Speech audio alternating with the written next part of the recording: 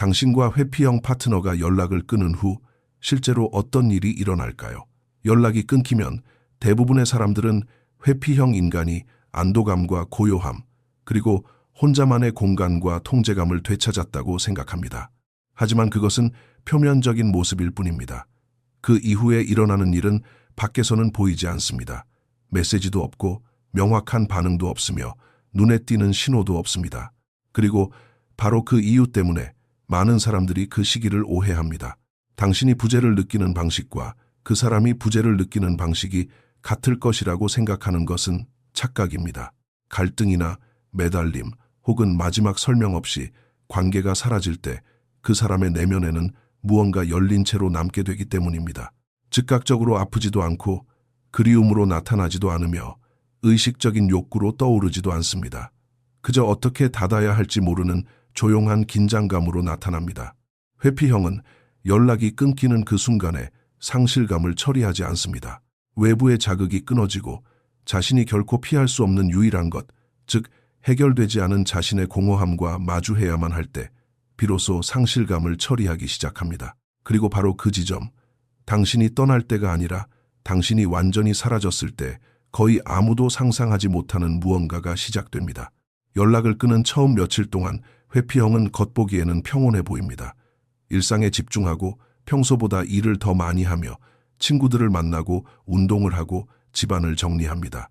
모든 것이 평소처럼 돌아갑니다. 그토록 원했던 거리가 마침내 생겼고 자신을 옥죄던 감정적인 요구들을 더 이상 감당하지 않아도 됩니다. 밖에서 보면 그는 완벽하게 잘 지내는 것처럼 보입니다. 하지만 내면에서는 자동 비행 모드로 작동하고 있습니다.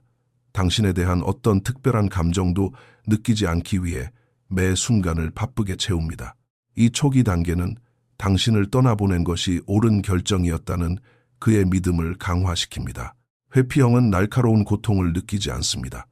고통은 활성화된 감정적 연결을 필요로 하는데 그는 방금 그 연결을 끊어버렸기 때문입니다. 그가 경험하는 것은 평화로 착각하기 쉬운 일종의 중립 상태입니다. 로맨틱한 의미에서 당신을 그리워하지 않습니다. 당신의 소셜미디어를 끊임없이 확인하지도 않습니다. 당신이 지금 무엇을 하고 있는지 궁금해하지도 않습니다. 그의 마음은 감정적인 방해 없이 자신의 삶의 구조를 유지하는 데만 집중되어 있습니다. 하지만 이 겉보기의 평온함에 대해 대부분의 사람들이 이해하지 못하는 것이 있습니다. 이것은 해결이 아니라 보류입니다. 회피형은 감정 처리를 완료한 것이 아니라 잠시 멈춰둔 것입니다. 그는 기능적 부정 상태에 있습니다. 연락의 부재가 불편함을 유발하는 자극을 없애주었을 뿐 두 사람 사이에 존재했던 연결 자체를 지워버린 것은 아닙니다. 그 연결은 지워진 것이 아니라 보관되어 있습니다. 그리고 그가 당신을 의식적으로 생각하지 않은 채 일상을 계속해 나가는 동안 그의 무의식은 중요한 사실 하나를 기록하고 있습니다. 더 이상 압박감이 없다는 것입니다. 바로 이 지점에서 흔한 오해가 발생합니다. 사람들은 압박감이 사라지면 회피형이 그저 앞으로 나아가고 잊어버릴 것이라고 가정합니다. 만약 관계가 가벼웠거나 진정한 유대감이 없었다면 그 말이 맞을 것입니다. 하지만 진정한 연결이 있었을 때, 두 사람이 진짜 취약한 순간들을 공유했을 때, 그리고 그가 평소에 허용하는 것보다 당신을 더 깊이 다가오게 허락했을 때, 그 경험은 침묵으로 사라지지 않는 방식으로 각인됩니다. 문제는 회피형이 당신과 같은 방식으로 그 기억들에 접근하지 않는다는 것입니다. 당신은 특정한 순간들, 대화들, 그가 당신을 바라보던 방식, 그와 함께 있을 때의 느낌을 떠올립니다. 당신의 마음은 전체의 장면을 재생합니다. 하지만 회피형의 마음은 그렇게 작동하지 않습니다. 그는 가만히 앉아 아련하게 추억을 곱씹지 않습니다. 대신 아무런 예고 없이 불쑥 나타나는 파편화된 기억의 조각들을 경험합니다. 커피를 내리다가 문득 당신이 설탕 2스푼을 넣어 마시던 것을 기억해냅니다. 영화를 보다가 같이 봤던 장면을 알아보지만 그 생각에 머무르는 것을 스스로 허락하지 않습니다. 마트에서 노래를 듣다가 정확한 이유는 모른 채 가슴에 불편한 무언가를 느낍니다. 이런 순간들은 그에게 반갑지 않은 손님입니다. 그는 다른 생각들로 마음을 채워 적극적으로 이를 피하려 하지만 기억들은 계속해서 떠오르고 그때마다 그는 그것들을 아래로 밀어넣고 의미를 축소시킵니다. 그는 이것들이 그저 우연한 연상일 뿐이며 아무런 의미도 없다고 스스로에게 말합니다. 그는 다시 일상을 살아가고 제 기능을 하며 당신에게 연락하지 않습니다. 그동안 당신은 아마도 어떤 신호나 메시지 혹은 전화, 당신을 그리워한다는 작은 흔적이라도 기다리고 있을 것입니다. 그리고 아무것도 오지 않기 때문에 당신은 그의 침묵을 완전한 무관심으로 해석합니다. 당신이 그에게 전혀 중요한 사람이 아니었는지, 당신을 떠나는 것이 그에게는 그토록 쉬운 일이었는지 생각하게 됩니다. 그가 당신을 잊고 당신 없이 최고의 삶을 살고 있다고 생각하나요? 눈에 보이는 증거만 놓고 보면 이런 해석이 논리적으로 보입니다. 연락도 없고 다시 연결하려는 시도도 없으며 후회하는 기색도 전혀 없으니까요. 하지만 당신은 그의 내면적 경험을 당신만의 외부적 기준으로 측정하고 있습니다. 당신은 그가 당신을 그리워한다면 당신이 할 법한 행동을 할 것이라고 가정합니다. 그가 당신을 중요하게 생각한다면 당신이 할 일을 할 것이고, 그가 힘들어한다면 당신이 표현하는 방식으로 보여줄 것이라고 말입니다. 그리고 바로 그것이 사람들을 영영 오지 않을 행동을 기다리며 갇혀있게 만드는 함정입니다. 왜냐하면 회피형은 상실감을 눈에 띄는 방식으로 처리하지 않기 때문입니다. 연락이 끊긴 중간 단계쯤 되면 상황은 더 복잡해집니다. 몇 주 혹은 한 달 더 긴 시간이 흘렀을 수 있습니다. 회피형은 여전히 당신에게 연락하지 않지만 내부적으로는 무언가 변했습니다. 초기의 평온함이 다르게 느껴지기 시작합니다. 그것은 평화가 아니라 무감각입니다. 그는 삶의 모든 영역에서 완벽하게 잘 기능하고 있습니다. 일을 하고 친구 관계를 유지하며 예전에 하던 모든 것을 그대로 합니다. 하지만 모든 것이 밋밋하게 느껴집니다. 예전에 그에게 만족감을 주었던 것들이 이제는 그저 주의를 분산시킬 뿐입니다. 다른 사람들을 만나고 어쩌면 새로운 사람과 데이트를 시작할지도 모릅니다. 밖에서 보면 그는 관계를 아주 빨리 극복한 것처럼 보입니다. 그러나 내면에서는 늘 그래왔던 똑같은 패턴을 반복하고 있습니다. 진정한 감정적 연결을 피상적인 활동으로 대체하는 것입니다. 그 새로운 사람은 그를 취약하게 만들지 않고 감정적인 도전을 주지 않으며 깊이를 요구하지 않습니다. 편안하고 쉽고 안전합니다. 그리고 바로 그 이유 때문에 당신이 남긴 빈자리를 채우지 못합니다. 연락을 끊는 기간 동안 회피형에 대해 아무도 말해주지 않는 부분이 바로 이것입니다. 그는 의식적으로 당신을 다른 사람들과 비교하지 않습니다. 가만히 앉아서 이 새로운 사람은 그 사람과 다르다고 생각하지 않습니다. 그것은 너무 직접적이고 너무 감정적이며 너무 취약한 행동이기 때문입니다. 대신 그가 경험하는 것은 공명의 부재입니다. 대화는 즐겁지만 마음에 와닿지 않습니다. 육체적 친밀감은 기분 좋지만 그를 감동시키지는 못합니다. 모든 것이 괜찮지만 그 어떤 것도 당신이 닿았던 그 깊은 곳까지 닿지 못합니다. 그리고 이것은 그를 성찰하게 만들기보다는 오히려 더 혼란스럽게 만듭니다. 그의 관점에서는 멀어지는 것이 옳은 결정이었기 때문입니다. 자율성을 되찾았고 압박감을 없앴으며 자신만의 공간을 가졌으니까요.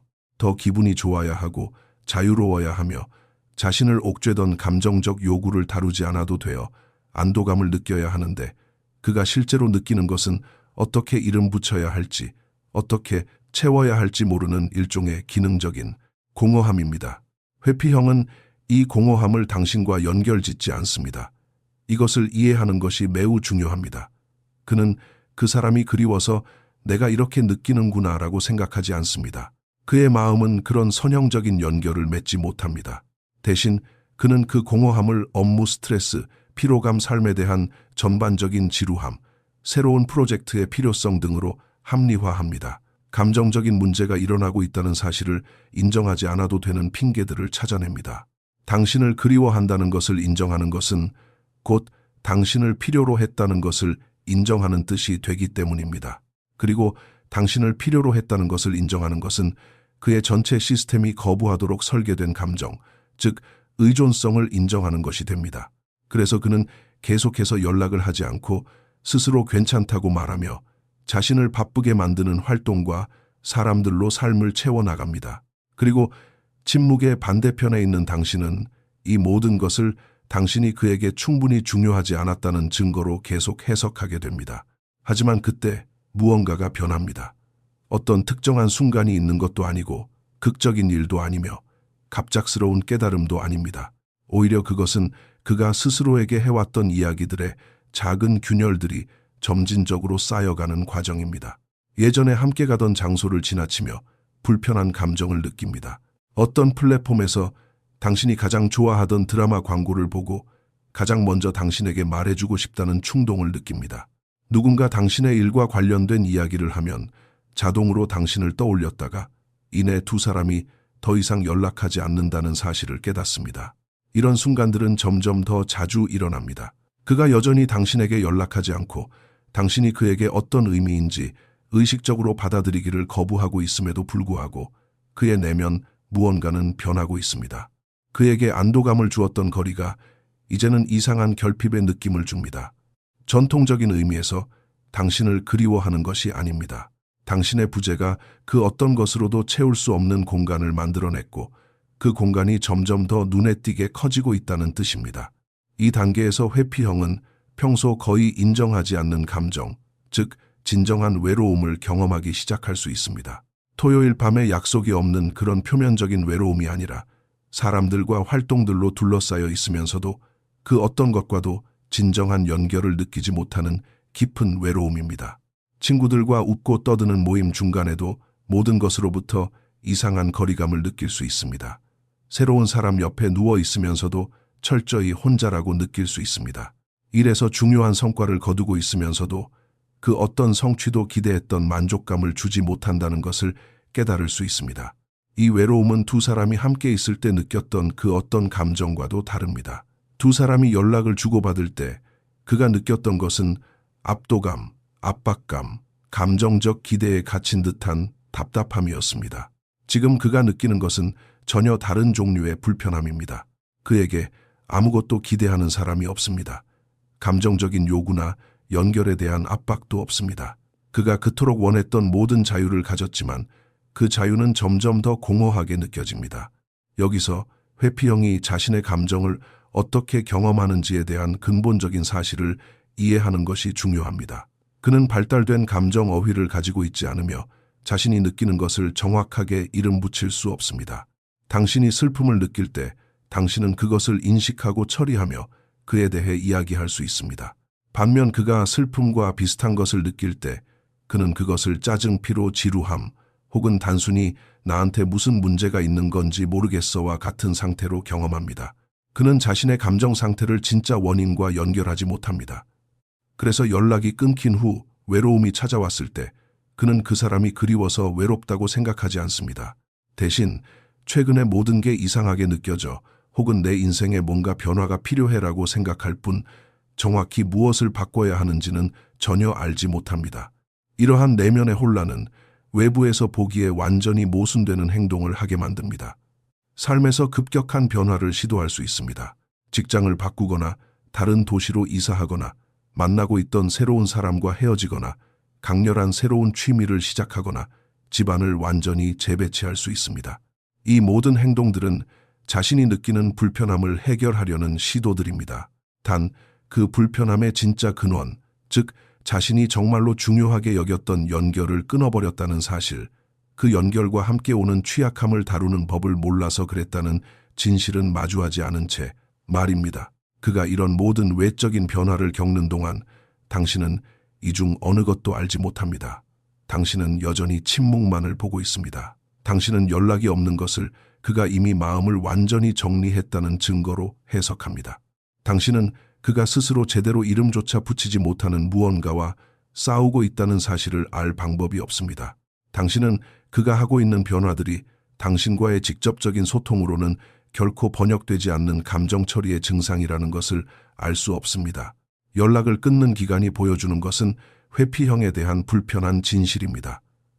그가 감정을 느끼는 능력이 곧장 행동하는 능력으로 이어지지는 않는다는 것입니다. 그는 당신과 관련된 온갖 종류의 감정을 내면에서 경험할 수 있지만 그것이 메시지나 전화, 진정한 재회의 시도로 이어지는 일은 결코 없을 수 있습니다. 그의 내면 세계와 외부 행동 사이의 간극은 너무나 커서 당신은 그가 겪고 있는 일에 대해 완전히 잘못된 시나리오를 상상하며 몇 달을 보낼 수도 있습니다. 그리고 느끼는 것과 행동하는 것 사이에 이러한 단절이 바로 회피형과의 단절을 그토록 좌절스럽게 만드는 이유입니다. 그들이 아무것도 느끼지 않아서가 아니라 그들이 느끼는 감정이 제대로 된 출구가 없는 시스템 안에 갇혀 있기 때문입니다. 그것은 마치 마음과 입 사이, 감정적 경험과 감정적 표현 사이에 합선이 일어난 것과 같습니다. 그가 내면에서 처리하는 모든 것들은 당신이 보거나 받을 수 있는 형태로 나타나지 못한 채 그 안에서만 빙빙 맴돌 뿐입니다. 여기서 많은 사람들이 회피형이 마침내 깨달음을 얻고 다시 당신을 찾아올 것이라는 착각을 합니다. 극적인 행동, 취약한 모습을 담은 메시지, 자신이 실수했다는 인정, 당신이 그립고 다시 시작하고 싶다는 고백을 기대합니다. 그들은 마침내 자신이 무엇을 잃었는지 깨닫고 당신을 되찾기 위해 모든 것을 다하는 영화 같은 변화를 기대합니다. 하지만 그런 일은 거의 일어나지 않습니다. 당신을 아끼지 않아서가 아니라 회피형은 그런 직접적인 감정 표현의 방식으로 움직이지 않기 때문입니다. 내면에서 후회와 비슷한 감정을 경험하고 있을 때조차 그것을 표현하는 방식은 당신의 기대와 완전히 다릅니다. 어쩌면 아주 사소한 일에 대해 건조한 메시지를 보낼 수도 있습니다. 아무런 의미 있는 말 없이 당신의 게시물에 반응을 보일 수도 있습니다. 어쩌면 당신이 있을 법한 장소에 나타나 우연을 가장한 만남의 기회를 만들며 직접적으로 취약해지지 않고도 다시 연결될 틈을 노릴지도 모릅니다. 이런 행동들은 너무나 하찮아 보이고 부스러기 같으며 두 사람 사이에 있었던 모든 일들에 비하면 턱없이 부족해 보입니다. 그리고 많은 의미에서 실제로도 그렇습니다. 하지만 회피형에게 이러한 작은 제스처는 상당한 수준의 감정적 위험을 감수하는 행동입니다. 그는 다시 다가가도 안전한지 간을 보고 있는 것입니다. 처음 그를 도망치게 만들었던 감정적 요구들 없이도 다시 연결될 가능성이 여전히 존재하는지 시험하고 있는 것입니다. 불편한 진실은 회피형이 이 상실감을 명확하게 겉으로 드러내지 않은 채 내면에서 처리하는 데만 몇 달을 보낼 수 있다는 것입니다. 그는 자주 당신을 생각하면서도 그 생각에 따라 행동하지 않을 수 있습니다. 당신의 부재를 깊이 느끼면서도 직접적으로 연락하지 않을 수 있으며 다시 연결되기를 원하면서도 그 마음을 증명할 만한 확실한 행동은 결코 하지 않을 수 있습니다. 이것은 조종이 아니고 주도권 싸움도 아니며 당신을 매달리게 하려는 의도적인 전략도 아닙니다. 그저 그들의 감정 처리 방식이 그렇게 작동할 뿐입니다. 회피형은 자신의 감정을 파편화되고 지연된 방식으로 경험합니다. 연락이 끊겼을 때 당신이 즉각적으로 느끼는 것을 그는 몇 주나 몇 달에 걸쳐 서서히 느낍니다. 당신이라면 직접 표현했을 것을 그는 속으로만 간직합니다. 당신이라면 적극적으로 찾았을 것을 그는 수동적으로 나타나기만을 기다립니다. 또한 연락을 끊는 기간에 대해 거의 논의되지 않는 또 다른 측면이 있습니다. 바로 당신이 이미 마음을 정리하고 나아갔을 가능성을 회피형이 어떻게 다루는가 하는 점입니다. 처음 몇 주 동안 그는 이 부분을 전혀 걱정하지 않습니다. 자신이 옳은 결정을 했다고 확신하며 당신이 무엇을 하고 느끼는지 별로 생각하지 않습니다. 하지만 시간이 흐르고 파편화된 기억들이 더 자주 떠오르면서 새로운 감정이 나타나기 시작합니다. 당신이 여전히 자신을 받아줄지에 대한 가벼운 불안감입니다.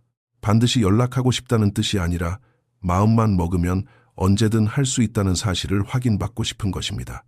그는 마음속에 그 선택지를 열어두는 것을 좋아합니다. 그리고 당신이 더 이상 자신을 기다리지 않을지도 모른다는 생각, 당신이 다른 사람을 만나고 있을지도 모른다는 생각, 당신에게 예전만큼 자신이 중요하지 않을지도 모른다는 가능성을 고려하기 시작할 때 그의 내면에서 무언가가 켜집니다. 전통적인 의미의 질투와는 다릅니다. 그것은 오히려 상황에 대한 통제력 상실에 가깝습니다. 당신이 그의 신호를 기다리는 동안 그는 자신이 돌아가기로 결정하기만 하면 당신은 항상 그 자리에 있을 것이고 시간은 중요하지 않으며 아무런 현실적인 대가 없이 자신의 속도대로 감정을 처리해도 된다는 무의식적인 가정하에 움직이고 있었기 때문입니다. 그리고 그 가정이 위협받을 때 자신이 어쩌면 기회의 창을 놓쳤을지도 모른다는 사실을 깨닫기 시작할 때 비로소 그는 행동에 나설 수 있습니다. 하지만 그때조차도 그의 행동 방식은 여전히 간접적입니다. 자신이 느끼는 바를 솔직하게 대화하기 위해 전화하지 않습니다. 자신이 실수했음을 인정하는 진솔한 메시지를 쓰지도 않습니다.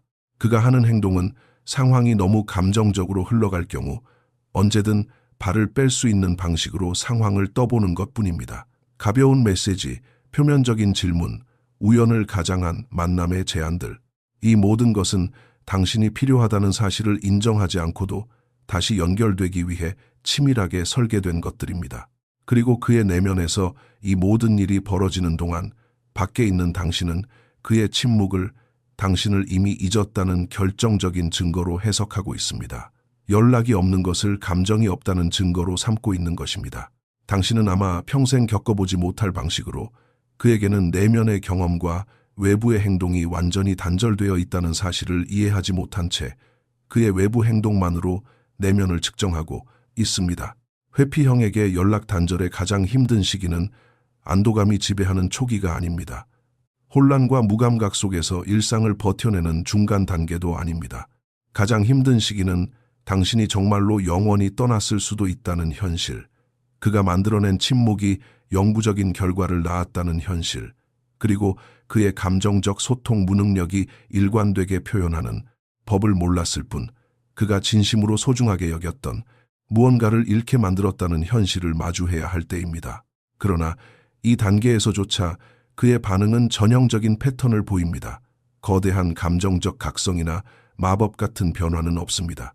소중한 무언가를 잃었다는 불편한 내면의 인정, 그리고 그에 대해 실질적인 조치를 취할 수 있는 근본적인 무능력이 결합되어 있을 뿐입니다.